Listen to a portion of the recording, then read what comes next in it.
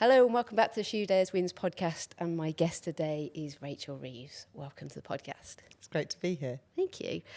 Rachel, can you tell me how you've dared and won? So I think my answer to this question is a little bit counterintuitive because it's when I've stuck at something rather than when I've taken a risk. So I first got elected in 2010 as Member of Parliament for Leeds West, it's now Leeds West and Pudsey. But until the election we just had in July, although I had got elected every time in Leeds West, the Labour Party had lost nationally. And a few years into being an MP, and the Labour Party looked pretty unelectable, to be honest, and was moving in a direction which I didn't really agree with.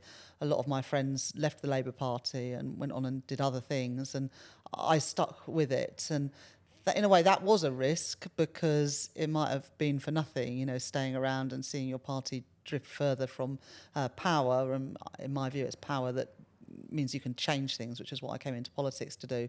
So I stuck around during those difficult years, even though I was worried about the direction my party was going in, because I felt that I could contribute to getting it back on the right path and back into government. And we've succeeded in doing that, not just me on my own, but a team of us. And I'm really proud of doing that. But I knew at the time it was a risk sticking around because it might have gone nowhere. Mm-hmm. And then to be the first woman to hold the position, is it 800 years? Yes, I mean, there's some debate about exactly how many hundreds. Some people say 1,000, but anyway, 800 is about right, I think. So, yeah, the position of Chancellor has existed for 800 years, and a woman has never done the job until July the 5th this year when I was appointed to the role. So I feel huge pride in that. Obviously at the budget I was the first Labour Chancellor to deliver a budget for 14 years, but to be the first ever woman to deliver a budget, that was a special moment for me, but actually I think an important moment in the history of women in our country, that another glass ceiling smashed. Definitely. I think there's be so many young girls that will look to this and just think, wow, it's achievable and I can do it. I've always been of the view that you can't be what you can't see. Mm-hmm. And if a woman has never done that job, or you've never seen women doing the sort of thing that you want to do, then I think it is quite hard to aspire to do it. There weren't many women in Parliament when I was growing up. I was born in 1979, and I think there were 18 or 19 women in Parliament then, out of 650 MPs. And it didn't look much like the country it was looking to serve, but also it didn't really resonate with me. And it wasn't until I was 18 in 1997 when there was a Labour landslide, but it was also a landslide for women. Seems a small number now. I think it was 121 women elected. Under 650s, but it was earth-shattering at the time. I think it was a tripling of the numbers or something compared to the previous election, and that for me was I was 18, so I was just about to go to university, and for the first time I saw MPs that looked a bit like what I look like, younger women getting elected into positions of power in Parliament. So yes, I do think that me delivering that budget and the publicity actually around that and about me being appointed Chancellor is important for saying to young women and girls, there should be no ceiling on your ambition. And banking and financial services and economics, which have been very male-dominated, are now places where women can succeed and get to the top as well. Indeed. And did you have any role models when you were growing up? Did you kind of see this position as something you wanted to get to? And was there anyone that kind of inspired you and led the way for you? When I was at school, I was quite a keen chess player at primary school and then a bit into secondary school. And I used to play in tournaments, and my parents would drive me around the country to play in these chess matches and stuff at weekends, which was very good of them. But chess was incredibly male or boy dominated, and there were these three sisters, the Polgar sisters. I think they were Hungarian. And loads of people said, oh, girls aren't as good as chess as boys, and, lucky you're playing a girl, you're going to win easily, and all this sort of stuff. And then there were these three young women chess players. The oldest of them was called Judith Polgar, and she became, I think, maybe the youngest ever grandmaster, and she was absolutely amazing. And for girls that played chess all around the world, it was like, don't put us down.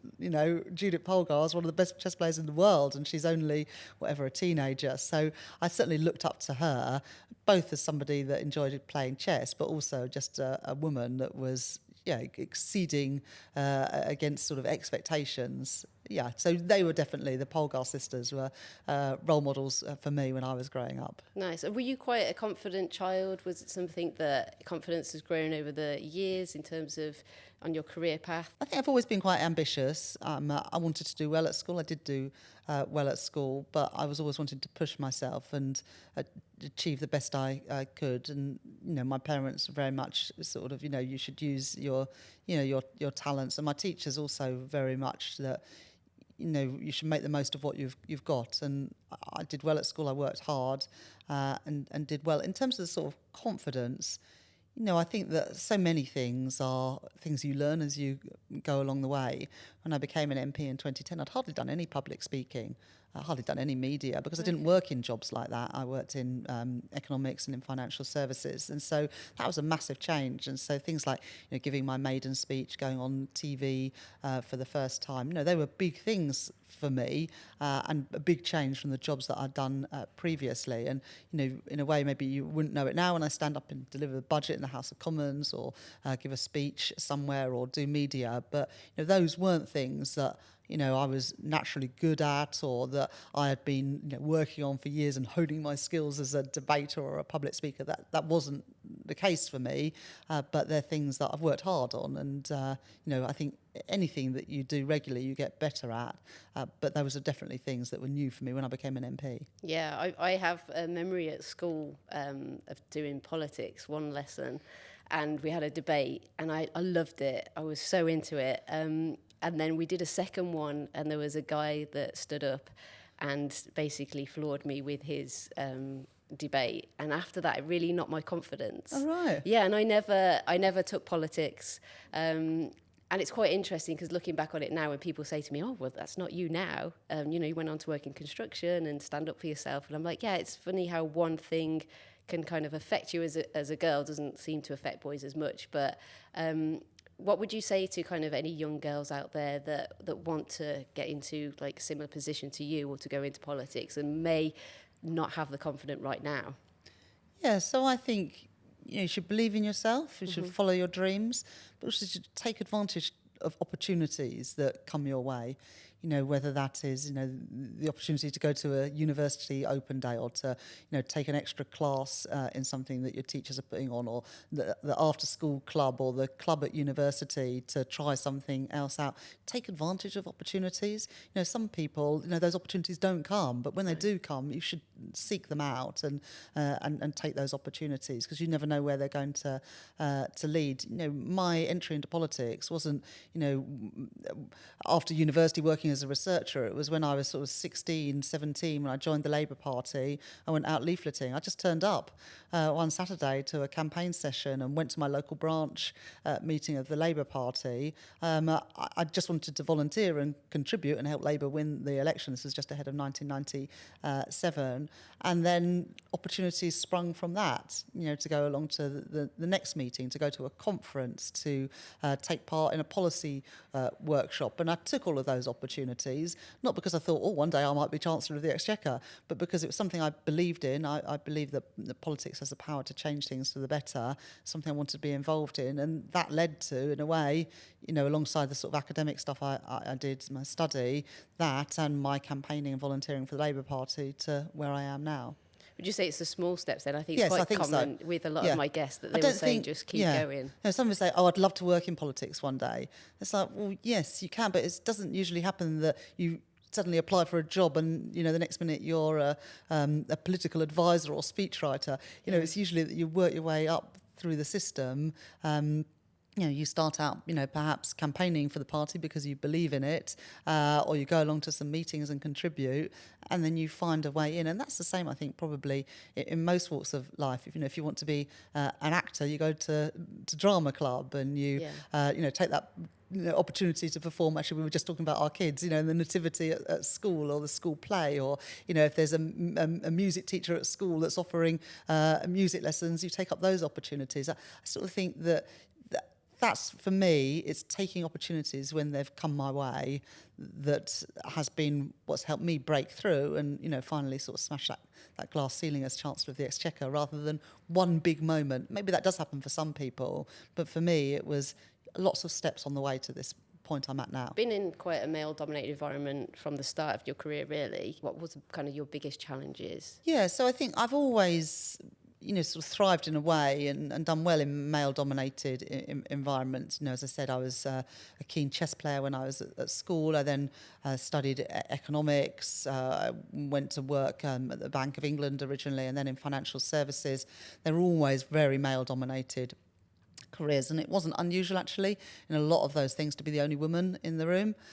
That's less so now actually, because I think all of those environments have changed, but I think you've got to have, I guess, a degree of sort of confidence and believing you've got a right to be in that place, and you're as good as any man in the room, and then you're there on your merit. But yeah, that's the sort of, you've worked in construction, and everything you've done is that's even more challenge because there's physical challenges as well. But if you believe in yourself and know that you've got a right to be there, I think that gives you the confidence. Yeah, I believe so. And I think for me, in my early 20s, looking around, there weren't many other females there. I feel like it's changing now with social media, and that we're seeing more people in different industries, and it's helping the next generation a lot. Yeah. One of the things that I sort of sponsor now that I'm Chancellor is something called the Women in Finance Charter. Okay. And Amanda Blank, who's the chief executive of the insurance company Aviva, is the sort of private sector lead for the Women in Finance Charter. So I work very closely with her, and hosted an event in number 11 Downing Street recently. And it was absolutely fantastic. The number of senior women there. There's Anne Richards from Fidelity. There's Debbie Crosby, who's the chief executive of Nationwide Building Society.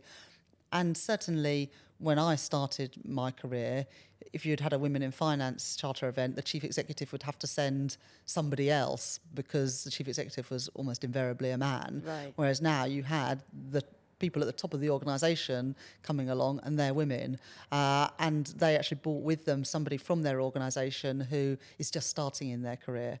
And I think it's wonderful for them to be at this event and see really senior, really outstanding female role models in a way that, you and me at the beginning of our careers wouldn't have been in the room with women at that level of seniority because they didn't exist. Yeah, it's nice to see the landscape changing across multiple industries. It is fantastic. Yeah, and it's also wonderful to see a lot of those women then, holding out a hand to those that are coming in, along behind them, and, role modelling those behaviours and showing that it can be done. Yeah, definitely. People reaching out, I think that's one thing that I appreciate is when people get in touch with me and ask me, because I never had anyone to kind of go to, so it's great. Yeah. I mean, you've achieved so much. What kind of, I ask people what they dare to do in the future. Like, do you have anything that you are going to be daring to do in the future? Well, I've only really just got started. I know. At the Treasury. 5 months into being Chancellor, I've delivered my first budget. It was really tough. I had to do some difficult things because I'd been left a pretty dire inheritance, and I think, voters, people recognise that the previous government had made a mess of the economy, public finances, public services are in a mess.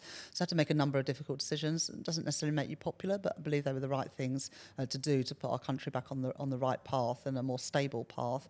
But the next stage of the journey for me is about trying to bring economic growth back to the economy to improve people's living standards. And I was just at a school actually in in my constituency in Bramley, and the teacher said, "Are there any questions that people want to ask Rachel?" And one girl said, "Can I ask why prices are so high?"